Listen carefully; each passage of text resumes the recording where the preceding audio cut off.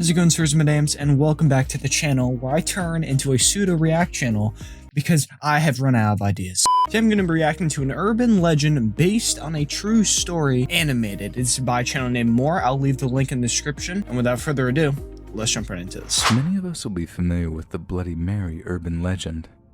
The idea that if you look into a mirror and say her name a certain number of times, a malevolent phantom known as Bloody Mary will materialize to murder Back in you. elementary school, we talked about this a lot, dude. The movie series The Candyman. They're bringing back some memories. The protagonists stare into a mirror while repeating the titular character's name as a means to summon him.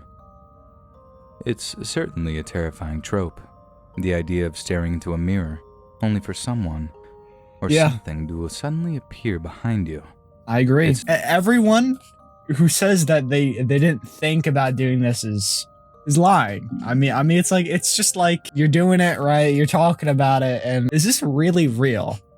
And eventually, I've always come to the conclusion that it's like, dude, I don't care if this is real, if it's not real, dude.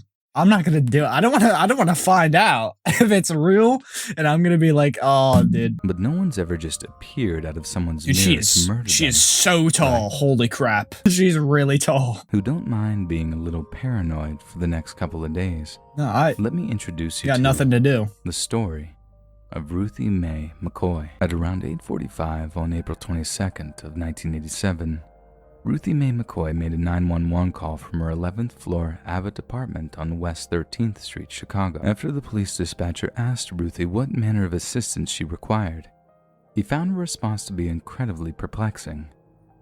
In effect, Ruthie told them that someone was trying to get into her home via the bathroom cabinet. They want to break in, he asked. Yeah, From where? the bathroom cabinet. They want to come through my bathroom. Dimensions, you know what I mean? They're trying to reach in through my bathroom cabinet. The dispatcher had already established that Ruthie was on the 11th floor of a 13th Street high-rise. You're going crazy. There was no way anyone was climbing through her bathroom window, and absolutely no way of them using her bathroom cabinet as some kind of doorway. But it seemed to them that the biggest threat to her well-being was herself. Yep. And do something she regrets, If she truly dude. believed that people were trying to break into her apartment through her bathroom cabinet, she must have been having some kind of mental breakdown. The dispatcher told Ruthie that the cops were on their way. He looks so tired, But dude. he logged Look the at call him. as a disturbance with a neighbor as opposed to an assault in progress. It wasn't a high priority call, but the cops would get there eventually to check up on her. When the cops finally arrived at Ruthie's apartment, Dude, that is the most, like, scrungy, dirty looking police officer I've ever seen. He's wearing a tank top. He's wearing some sort of tan t-shirt with a black tank top that says police on it. Dude, honestly, I would be more scared of this guy acting like a police officer going into my house than whatever was in the cabinet, dude. This guy is sketchy. when the cops finally arrived at Ruthie's apartment, they knocked on the door but received no reply. After their knocks went unanswered, the police attempted to enter the apartment using a key given to them by an attendant in the housing office, but left when the key failed to unlock the door. The next evening, Chicago PD received a call from one of Ruthie's neighbors who was worried about her whereabouts, considering she had seen police at her door the night before and still had not seen Ruthie. Chicago police and Chicago Housing Authority security guards arrived back at McCoy's apartment shortly afterward, and after the knocks and calls for McCoy went unanswered, officers suggested breaking the door down, but unbelievably, were prevented from doing so by the CHA security guards, who told them they'd sue the city for damages if they got fired from their jobs. Wow, that's dumb, dude. They should have just broke that door straight down, dude. Because I mean, if she is possibly hurt or whatever, I mean, you gotta break the door down. You know, you gotta see if she's all right. And I mean, she's not responding. You know, and she called 911 the other day, and it's like, I mean, dude, you gotta break it down. You gotta do what you gotta do. You know what I mean? Pressures from the cops forced the Chicago Housing Authority to act, and they sent over a representative with a carpenter, who drilled the lock on the door. It was then that they made a horrifying discovery. What? The dead, decaying body of Ruthie Mae McCoy. Homicide detectives discovered that she had been shot in her left shoulder, left thigh, the right side of her abdomen, and right upper arm. She got shot? It also became obvious that whoever had shot Ruthie Mae was known to her and was able to gain access to her apartment without breaking and entering. Yet they discovered that Ruthie had locked her door from the inside and the key was still on its hook near the threshold. Huh? So how had they gotten in and out of the apartment?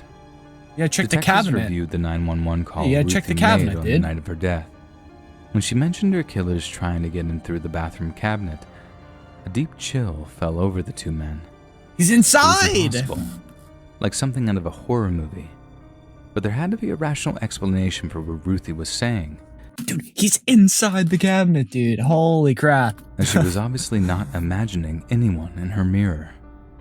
Detectives returned to the scene of the crime, intent on fully analyzing this bathroom cabinet. Okay, dude. Okay, look at this guy, dude. He has the sneakers on. He has some, dude, that's the ragtag group of police officers I've ever seen. like, look at his shirt's not even buckled. To the naked eye, it appeared to be a regular bathroom cabinet. Mirrored door, sterile white insides dotted with cosmetics and medicines. There were no secret doors inside of it, and there were certainly no supernatural portals to hellish otherworldly realms. Well, that's what I suggested, so. Of mild frustration, one of the detectives either shook or You gotta struck move it. the cabinet, only for each of them to notice something curious about it. There's like a hole in the visibly back. Shifted. We can imagine the moment. One detective silently looking at the other with surprise, before returning to shift the cabinet again. Before long, they discovered they could do more than just shift the thing. They could remove it entirely, revealing a gaping Interesting. hole in the wall. Yeah, As it yeah. turned out, the ABLA projects, which Ruthie called home, had a Wow. rather unusual architectural quirk built into it, and that certain apartments connected to one another via a narrow tunnel that ran behind the bathroom cabinets of opposite apartments. This design was intended to provide easy access to plumbing fixtures if maintenance was ever needed. That's And crazy. in some cases, apartments above and below each other were also connected by similar means. Granted, this made tradesmen's lives much easier, but also provided easier access for burglars and also nefarious types, as the bathroom medicine cabinets were easily removable from each end. A person could simply remove the cabinet from the wall. of the Oh, dude, look apartment at they that, were in, dude. Come crawl through the on. narrow passage known as a pipe chase. Let him, dude. Get out of Push here. in the cabinet Like of a the rat, unit they dude. were trying to access. Break-ins via this method have been going on in the ABLA projects for quite a while by the time of Ruthie's murder, to the extent where residents would put furniture in front of their bathroom doors or That's tie pretty them with smart. rope before going to bed. That's pretty smart. It was obviously a huge problem, but one that was completely overlooked in the construction of the housing projects. I Until the wouldn't Chicago live Housing there. Authority Straight up. Dude, if I found out that there was like some sort of hidden hallway passageway or whatever to my apartment building, there's no way I would live there. I would move out the very next day. I'm not sleeping there. Like why would I buy an apartment where you're paying rent out the wazoo to put a chair on the door to your bedroom because you don't know if someone's going to break into your house?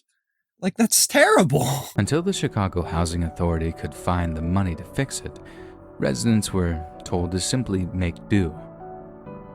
Ruthie's apartment, number 1109, happened to be connected to number 1108, and this is obviously where her killers emerged from. Number 1108 was indeed being rented at the time, and it's That believed dude. the tenant on record was actually a drug dealer That who dude allowed killed his her. customers to use the apartment as a drug den. These shady drug-using types must have either entered or heard about the flaw in the architecture. She really got caught up into something, and she saw what she didn't, need to see. You know what I mean? And that's just what happens, man. It's crazy. Two ALBA residents, Ted Turner, then aged 18, and 21-year-old named John Honduras. That guy does not look like 18 years old. Holy crap. He looks like 40. The number of witnesses claim they saw the two men carrying McCoy's 19-inch color TV and rocking chair around the projects in the hours following Ruthie's murder. After years of arrests and continual investigation, the charges against the two men were dropped due to lack of investigation. Oh my, yo, go, chill, calm down. Officially charged or imprisoned. There's no one heard Even those without the gunshots, you know what I supernatural mean? element, the idea of It's an someone apartment being able to building. find I mean, you would break into have your to know apartment that via what that someone's amounts to shooting a secret gun. passage is absolutely I mean, terrifying. am I wrong? I mean, Very few of us ever seen the blueprints to the apartment buildings or houses that we live in, and even few are actually interested in doing so. And so how do you know for certain that there isn't some kind of secret entrance to your apartment? How do you know there isn't someone sneaking along it right this instant, ready to jump out on some poor unsuspecting scary story fan to give them their own personal horror story? I guess you never know, man. You never know. You gotta live life on the edge. I mean, yeah, but what's pretty crazy about that story is that I definitely, that's not the first story I've heard where it's like some dude's living in your house or whatever. He's taking junk. It's basically like you don't know all the entrances like in and out of your house, and it's just like, it's crazy, dude. See, I guess the moral of the story is always keep a chair on standby so you can prop it up on your door whenever you go to sleep. But I'm going to leave it there, folks. If you enjoyed the video, consider liking it, subscribing to my channel, and comment down your thoughts and feedback. I also have a Discord channel, so you can join that too. The link is in the description below, and you can talk to me and other fans of the channel. And I'll see you in the next video. Peace out. You know I'm no liar, baby, look me in my eyes. Waking up with you is better than a sunrise. Take our time, we're alright, sipping slow like it's green tea. Got you by my side, but promise you it won't be easy. Changes don't mean shit, stay with you until the end. This journey that I'm on, gonna walk holding your hand. You can talk to me if you ever get scared. The future's looking bright and we're almost there.